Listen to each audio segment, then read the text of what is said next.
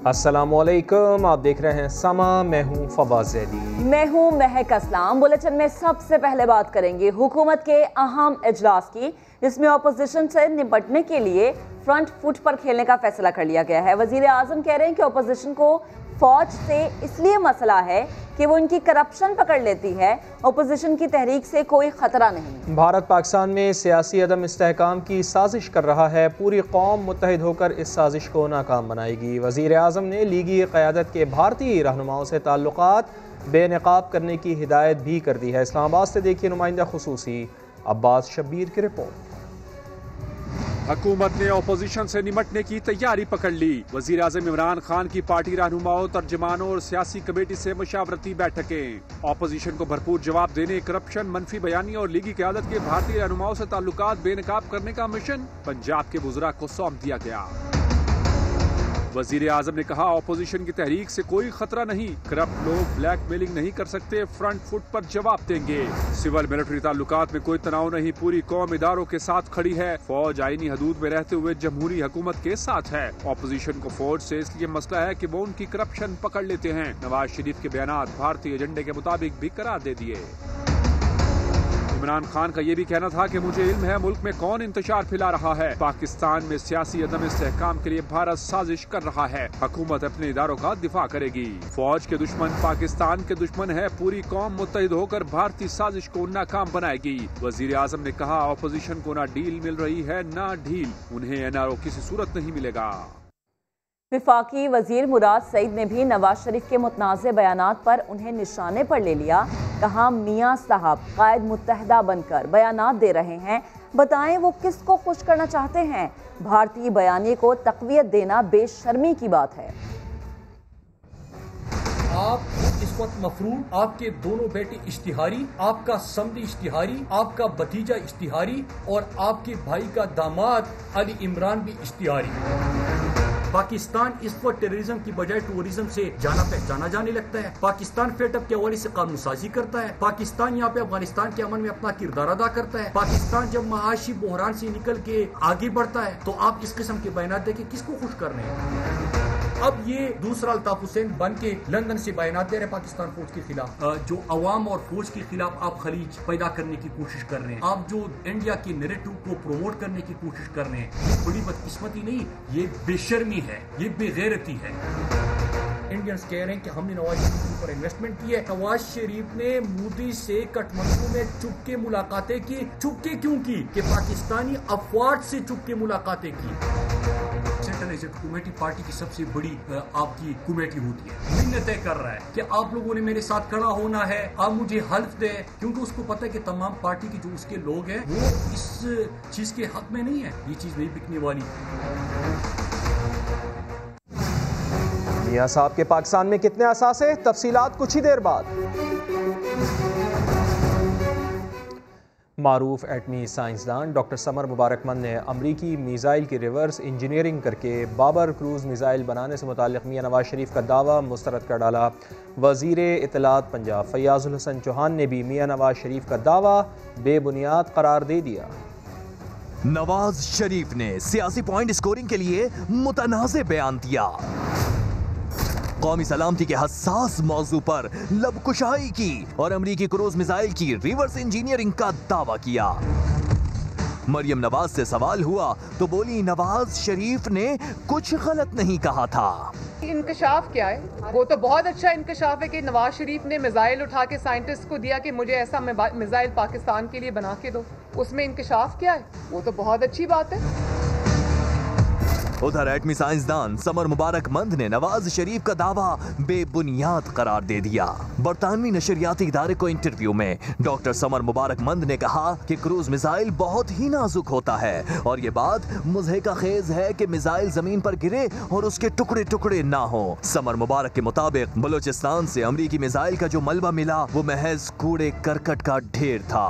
वजीर इत्तलात पंजाब फैयाज़ुल हसन चौहान ने भी नवाज शरीफ के बयान पर कड़ी तनकीद की। पाक अफवाज और उनके ज़ैली अदारों ने मिसाइल प्रोग्राम और पाकिस्तान के एटमी प्रोग्राम को जिस अंत तक मेहनत से बनाया है वो सबको पता है और जिस तरह उसकी सुपरविजन और उसकी हिफाजत की है। इन करप्ट और बददियानत साबका हुक्मरानों को तो इन्होंने करीब भी नहीं आने दिया पाक अफवाज के ज़ैली अदारों ने। कि कहीं ये भी बेच के ना खा जाए। फयाजुल हसन चौहान ने मजीद कहा कि शरीफ खानदान की रियासती, जुमहूरी और अदालती इदारों के खिलाफ साजिशों का अदालतें नोटिस लें। साबिक वजीर आजम नवाज शरीफ की पाकिस्तान में भी जायदादें हैं। वो सैकड़ों केनाल ज़री ज़मीन और कई कंपनीज में शेयर्स के मालिक हैं। नैब ने एहतसाब अदालत को सब बता दिया। अदालत में जमा रिपोर्ट के मुताबिक कायद नून लीग के अकाउंट्स में रुपए के साथ डॉलर्स और यूरोस भी मौजूद हैं। इस्लामाबाद से सुहेल रशीद की रिपोर्ट। नवाज शरीफ की कितनी जायदादें, कितने बैंक अकाउंट्स और कितनी कंपनियों में शेयर्स, एहतसाब अदालत में जमा कराई गई नैब रिपोर्ट में सारी तफसीलात सामने आ गई। नैब रिपोर्ट के मुताबिक नवाज शरीफ 4 कंपनियों में शेयर्स के मालिक हैं। मोहम्मद बख्श टेक्सटाइल मिल्स में 4,67,950, हुदैबिया पेपर मिल्स में 3,43,425, हुदैबिया इंजीनियरिंग कंपनी में 22,213 और इत्तेफाक मिल्स में भी 48,606 शेयर्स हैं। साबिक वजीर आजम के निजी बैंकों में 3 फॉरेन करेंसी अकाउंट समेत 8 अकाउंट्स हैं। 5 अकाउंट्स में 6,12,000 रुपए, जबकि 3 फॉरेन करेंसी अकाउंट्स में 566 यूरो, 698 अमरीकी डॉलर और 498 बरतानवी पाउंड्स मौजूद हैं। नवाज शरीफ और उनके जेर कफालत अफराद लाहौर, मरी और एबटाबाद में जायदादों के अलावा 1,752 कनाल अराजी के मालिक। मरी में बंगला, छांगला गली, एबटाबाद में 15 कनाल का मकान और अपर माल लाहौर पर जायदाद भी शामिल। लाहौर के मौजा मानिक में 936 कनाल, बड्डो कसानी में 299 कनाल, रायविंड में 103 कनाल, सुल्तानके में 312 कनाल अराजी मौजूद। शेखुपुरा के मौजा मंडियाली में 14 कनाल और फिरोज वतन में 88 कनाल अराजी के अलावा 3 कीमती गाड़ियाँ और 2 ट्रैक्टर्स भी मियाँ साहब के नाम हैं। जबकि वजीर आजम इमरान खान कहते हैं कि वजीर आजम बनने के 2 साल बाद भी उनके असासे बढ़े नहीं बल्कि कम हुए हैं। वालिद से जो प्लॉट लिया था वो भी फरोख्त कर दिया। अपोजिशन ठीक कहती है तनख्वाह से अखराजात पूरे करना मुश्किल है। वो समा के प्रोग्राम नदीम मलिक लाइव में गुफ्तगू कर रहे थे। अपोजिशन वाले कहते हैं कि इमरान खान अपने अखराजात कैसे पूरे करते हैं। क्या आप इस सवाल का जवाब दे सकते हैं? तनख्वाह तो इतनी नहीं होती, प्राइम मिनिस्टर की तनख्वाह तो वाजबी से होती है, किचन मुश्किल से चलता है। ये ठीक कहते हैं और बड़ा आसान है इनके लिए देखना। मेरे असासे डिक्लेयर्ड हैं, सबको पता चल जाएगा कि अगर उनमें इजाफा हो रहा है या कम हो रहा है। तो वज़ीर आज़म के असासे पिछले 2 सालों में वज़ीर आज़म इमरान खान के असासे उनमें कोई नया कारखाना, कोई नई मिल, कोई नई फैक्ट्री लगी कि कमी हुई? ये सच्चा जवाब इस पर चाहिए ताकि देखने वालों को भी, मुझे भी समझ तो आए। देखिए मैंने आते साथ ये कहा था कि मैं जब पावर में आऊँगा कोई बिजनेस नहीं करूँगा। मैं अगर आज बिजनेस शुरू कर दूँ मेरे लिए सबसे आसान काम है। मेरे लिए क्या मुश्किल है आज? तो आपके असासे ऊपर गए कि नीचे गए? मेरे असासे नीचे आए हैं। जब से मैं आया हूँ मैंने एक वालिद से जो प्लॉट लिया था वो बेचा। ना मेरी कोई बेनामी प्रॉपर्टी है, ना मेरी पाकिस्तान से बाहर कोई प्रॉपर्टी है, सारे कुछ मेरे डिक्लेयर्ड है। जब आप इक़्तिदार में आके बिजनेस शुरू करते हैं ये करप्शन है। ये करप्शन, क्योंकि मैं अपने इक़्तिदार को फ़ायदा कराऊंगा अपनी ज़ात के लिए। लीगी रहनुमा कैप्टन रिटायर्ड सफदर कहते हैं कि सब कुछ बर्दाश्त कर लिया, अब तख्ता-ए-दार पर चढ़ना ही बाकी रह गया है। नवाज शरीफ का कारकुनान को हुक्म है कि पाकिस्तान बचाओ तहरीक के लिए निकलो, हुकूमत ना गई तो किसी पीर से तावीज़ लेंगे। वो गुजरावाला में मीडिया से गुफ्तगू कर रहे थे। तहरीक पाकिस्तान के जायदों की औलाद है, गिरफ्तारियों से नहीं डरते। नवाज शरीफ का हुक्म है कि पाकिस्तान बचाओ तहरीक में निकलो। इंतजामिया हमें इजाज़त दे दी, उन्हें नहीं इजाज़त देनी। ये जोर से ताकत से इजाज़त देनी पड़ेगी, हमारा जमहूरी हक है और हम करेंगे जलसा। इंतजामिया रोक सकती है, रोके। इसके आगे क्या है, क्या बताएं ना। फिर तख्तादार है उसके लिए भी तैयार है। गिरफ्तारियाँ भी होगी भाई, कोई बात नहीं है। तहरीक से भी हुकूमतगार नहीं जाती तो फिर हम पाक पतन शरीफ से किसी पीर से तावीज़ करवा के भेज छोड़ेंगे, कोई बात नहीं। उनके पास पीर नहीं है, हमारे पास पीर है। इस मजलिस को अर्के गुलाब से दो शेख रशीद का नाम न लें, अर्के गुलाब से गुरारे करें। झगड़ा आखिर हुआ क्यों, वजह जानिए कुछ ही देर में।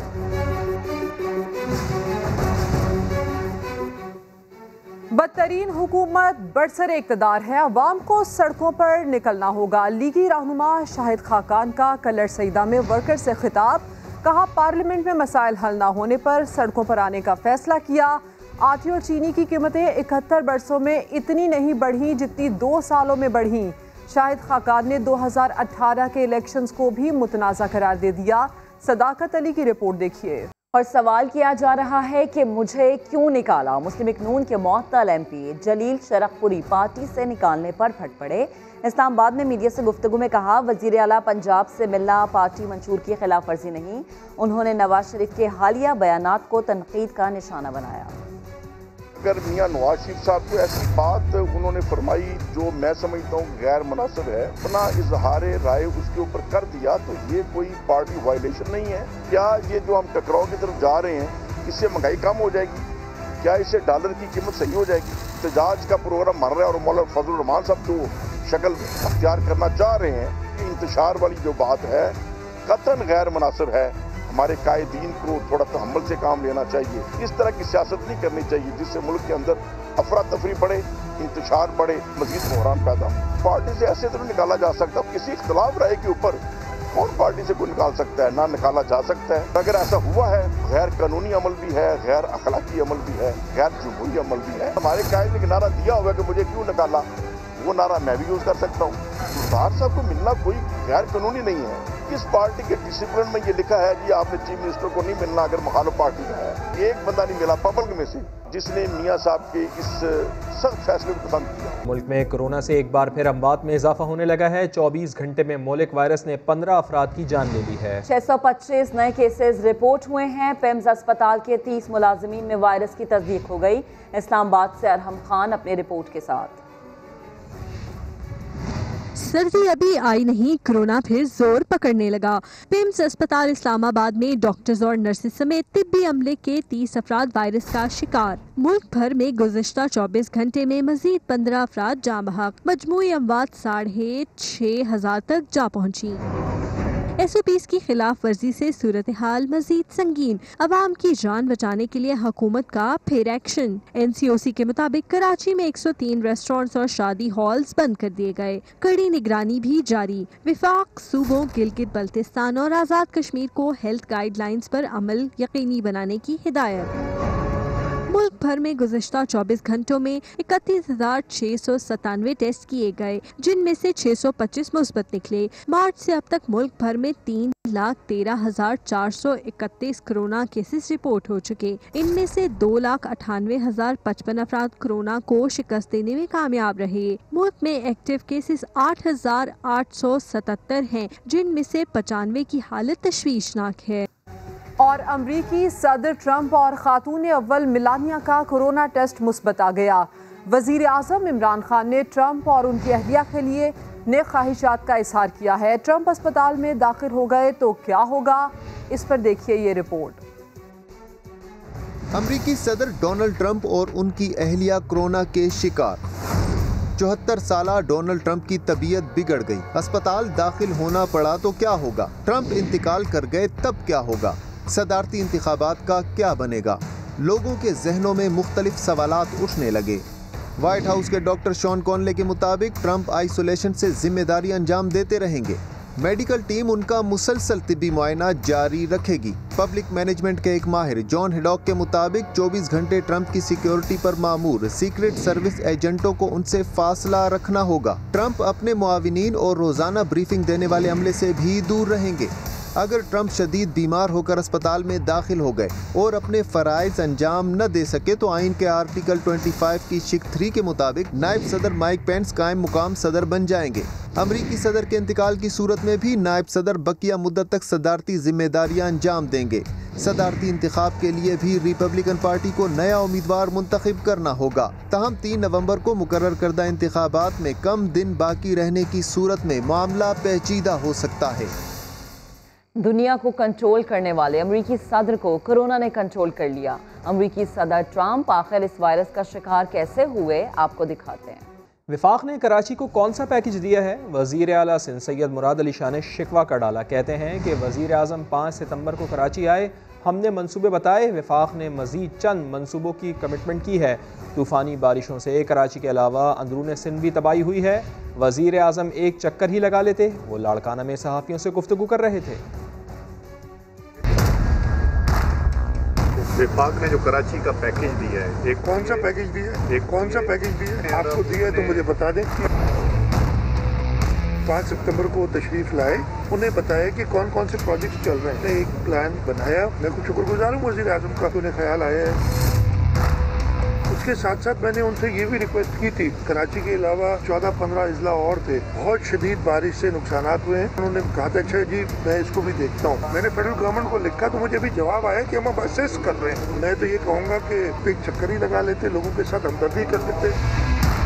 वो फेडरल गवर्नमेंट के साथ मिल के काम करने के लिए तैयार है, वो अपना काम करें और उनसे कुछ नहीं चाहिए। हमें अपना जायज NFC का हिस्सा दें, बाकी हम इंशाल्लाह ताला खुद अगर नहीं कर सकते ये टैक्सेस कलेक्ट और नहीं काम कर सकते तो सूबों को ये भी दे दें। कल रात वाला एक इंटरव्यू ही देख लें कि सिवाय चोर डाकू के कोई और लफ्ज इस्तेमाल करता है कोई शख्स? हमसे तो ये लफ्ज बोले भी नहीं जाते जिस तरीके से वो करते हैं। और कराची और हैदराबाद में अवामी हिमायत किसकी ज़्यादा है? पीपल्स पार्टी और MQM एक बार फिर से आमने सामने आ गए। अवामी ताकत दिखाने से पहले सियासी महाज गर्म कर दिया। पीपल्स पार्टी ने MQM को कोरोना से बड़ा खतरा करार दिया। आमिर खान बोले पीपल्स पार्टी से निजात ज़रूरी है। कराची के शहरियों को ज़रूर दावत दे रहे हैं कि वो इस रैली में शरीक हों और शहर को मज़ीद नुकसान पहुंचाने की जो MQM की साजिशें हैं उसको नाकाम बनाने में हमारा साथ। कोशिश कर लें, लेकिन इस बात की तसल्ली रखें कि सिंध के शहरी इलाकों ने इनको हमेशा मुस्तरद किया है और इस दफ़ा भी मुस्तरद करें। जितना कोरोना ख़तरनाक है, कोरोना से 100 गुना ज़्यादा ख़तरनाक वो नैरेटिव है जो MQM शहर और सूबे में फैलाना चाहती है। सिंध को अगर बेहतर करना है तो इस पीपल्स पार्टी की हुकूमत से हमें निजात हासिल करनी होगी। टेबल पर बैठ कर बात की जा सकती है, लेकिन अगर MQM ये कहेगी कि अलग सूबा दो, इस पे बात नहीं हो सकती है। ऐलान ये बात कह रहे हैं कि अब सूबे के बगैर हमारा गुजारा नहीं है। हम अगर चुप करके बैठेंगे तो शायद MQM को एक और मौका मिलेगा कि आगे बढ़े। सरकारी नौकरियां छीनने वाली पीपल्स पार्टी अपना जश्न मनाएगी। MQM की नफरत की सियासत अब इस कराची के शहरियों की सियासत नहीं है। पूरा हैदराबाद 4 तारीख को एक आवाज़ के साथ बाहर आएगा। उर्दू बोलने वाले भाइयों और बहनों को ये बताना चाहते हैं, बावर कराना चाहते हैं कि MQM ने माजी में जितना उनको नुकसान पहुँचाया है शायद किसी और जमात ने किसी और वजह से उनको नुकसान नहीं पहुँचा। शर्म नहीं आती इनको कि लसानियत को हवा हम दे रहे हैं या आप दे रहे हैं? जो लोग इस सूबे में तकसीम और लिसानियत की सियासत करना चाहते हैं उनके खिलाफ हम बात कर रहे हैं। ना MQM को सूबा बनाना है और ना ही पीपल्स पार्टी को सिंध बचाना है। मुस्तफ़ा कमाल ने दोनों से करप्शन का हिसाब मांग लिया। आओ सिंधियों, आओ धरती माँ को बचाते हैं, रैलियां निकाल लें। MQM की वजह से इनको मौका मिल रहा है कि वो जाकर ये कहें कि हम धरती माँ को टूटने नहीं देंगे। इन्होंने ना तोड़ना है ना उन्होंने बचाना है, दोनों झूठ बोल रहे हैं, लोगों को धोखा दे रहे हैं। पीपल्स पार्टी और MQM पाकिस्तान की सड़कों की सियासत में मुस्तफ़ा कमाल की एंट्री। कहा दोनों जमातें आवाम को बेवकूफ बना रही हैं। हैदराबाद में मीडिया से गुफ्तगू में पीपल्स पार्टी और MQM को खबरदार किया कि ये खेल बंद करें और हिसाब दें। सूबा वूबा जब बनाना होगा ये सिंधी मुहाजिर मिलकर जब चाहेंगे बना लेंगे, लेकिन अभी तुम अपने करप्शन का हिसाब दो। मुस्तफ़ा कमाल ने कहा कि कराची और हैदराबाद के अवाम की दुरुस्त गिनती और इख्तियारात की निचली सतह तक मुंतकली से हालात बदलेंगे। कराची से कश्मीर तक पीपल्स पार्टी ने हाल बुरा कर रखा है और अब एक बार फिर अवाम को ट्रक की बत्ती के पीछे लगा रहे हैं। चौधरी की खातून MNA से झगड़े की असल कहानी समा सामने ले आया है। लीगी रहनुमा ने खातून MNA के बेटे को उकसाया। मामले की खबर उसके मामू को हुई तो तलाल चौधरी को फोन करके घर बुलाया गया। तलाल की आमद पर खातून के भाई ने डेटा से मुतालिक पूछा, लीगी रहनुमा ने इनकार किया तो झगड़ा हो गया। मुस्लिम लीग नवाज की तहकीकाती कमेटी ने अपनी रिपोर्ट में मजीद क्या इंकशाफात किए हैं, जानते हैं लाहौर से नईम अशरफ बच की रिपोर्ट में। तलाल चौधरी का खातून MNA के घर अक्सर आना जाना था। बड़ी सियासी शख्सियत के रिश्ते की दरख्वास्त कबूल होने पर तलाल चौधरी ने खातून MNA के बेटे को उकसाया। तहकीकाती कमेटी ने झगड़े की रिपोर्ट क़यादत को पेश कर दी। रिपोर्ट के मुताबिक तलाल चौधरी ने खातून के बड़ी सियासी शख्सियत के साथ मैसेजेस दिखाकर सियासी नुकसान का अंदेशा जाहिर किया तो माँ बेटे के दरमियान तल्ख कलामी हो गई। इस पर लीगी खातून MNA ने अपने भाई को बुला लिया, लेकिन बेटा नाराज होकर लाहौर चला गया। खातून के भाई ने अपने बांजे से फोन पर हकीकत दरियाफ्त की तो उसने तलाल चौधरी के साथ होने वाली सारी बात बता दी। तलाल चौधरी को फोन करके घर बुलाया गया तो उन्होंने इल्जामात को तस्लीम करने से इनकार किया, जिस पर झगड़ा हो गया। लीगी रहनुमा जख्मी हुए और उनका मोबाइल फोन भी गिर गया। कुछ देर बाद तलाल चौधरी अपने दोस्तों के हमरा मोबाइल फोन लेने दोबारा वहां पहुंचे तो खातून MNA ने पुलिस को तलब कर लिया और पुलिस ने मौके पर पहुंचकर वीडियो भी बना ली। नेम अशरफ भट्ट, समा, लाहौर। तलाल चौधरी से मुताल्लिक मुस्लिम लीग नून की खातून MNA के बेटे का मौक़िफ़ सामने आ गया है। कहते हैं जो खबरें चल रही हैं उनमें कोई सदाकत नहीं है। इन्हां दियां सारियां औरतां दे नंबर लो, मैं इत्थे खड़ा हां, जिन्हों मर्जी बुलाओ। मुस्लिम लीग नवाज की खातून MNA के बेटे ने तलाल चौधरी से मुताल्लिक खबरों की तरदीद की है। अभी जो न्यूज़ चल रही थी मैं बिल्कुल पूरी तरह से उसकी तरदीद करूंगा, क्योंकि फैक्ट फाइंडिंग कमेटी ने अभी तक किसी किस्म की कोई रिपोर्ट जारी नहीं की। खातून के बेटे ने फैक्ट फाइंडिंग कमेटी की रिपोर्ट आने का इनकार किया, जबकि राना सनाउल्लाह तो गुज़िश्ता रोज ही वो रिपोर्ट समा को पढ़कर सुना चुके हैं। हमने उसके ऊपर फैक्ट फाइंडिंग जो है वो करवाई है, तो उसमें कोई ऐसा मामला नहीं निकला कि वहाँ पे कोई पार्टी का इजलास था या कोई पार्टी की तंजीम के ऊपर जो है वो कोई झगड़ा था। खातून MNA के बेटे के मुताबिक उनके और तलाल चौधरी के दरमियान झगड़े की वजह सियासी मामलात थे। उस रात हमारे दरमियान एक पॉलिटिकल इशू पे थोड़ी सी मिसअंडरस्टैंडिंग हो गई थी, जो हम दोनों घरानों ने मिल के बैठ के बड़े अच्छे तरीके के साथ उस चीज़ का हल निकाला है और उस चीज़ को बड़े अच्छे सलीके के साथ हम लोगों ने ख़त्म किया। जबकि राना सनाउल्लाह ने बताया कि झगड़े की बुनियाद सरासर जाती नौयत की थी, जमाती या सियासी नौयत की नहीं। तलाल चौधरी को वहाँ पे फ़ोन करके जो है वो बुलाया गया, उनका इनके साथ जाती वजूहात की बुनियाद पे वो उनका झगड़ा हुआ, तो इसलिए कोई इसमें सियासी या कोई तंजीमी पहलू नहीं था। उस रात क्या हुआ, कौन सच्चा है और कौन झूठा, इसका फैसला तो लोग करेंगे। हम इखलाकी और पैमरा कवानीन की पासदारी करते हुए ना खातून MNA का नाम ले रहे हैं और ना उनके बेटे की तस्वीर दिखाई जा रही है। अब आपको बताएं, एंटरटेनमेंट में फहाशी नहीं होनी चाहिए। शोबिज़ स्टार्स ने वज़ीर आज़म के मौक़िफ़ की हिमायत कर दी। मजहबी स्कॉलर रागिब नईमी ने दरिंदगी में मुलव्वस अफराद को सख्त सजाएं देने का मुतालबा कर दिया। नेशनल T20 में खैबर पख्तूनख्वा ने बलूचिस्तान को 8 विकेटों से शिकस्त देकर पहली कामयाबी हासिल कर ली।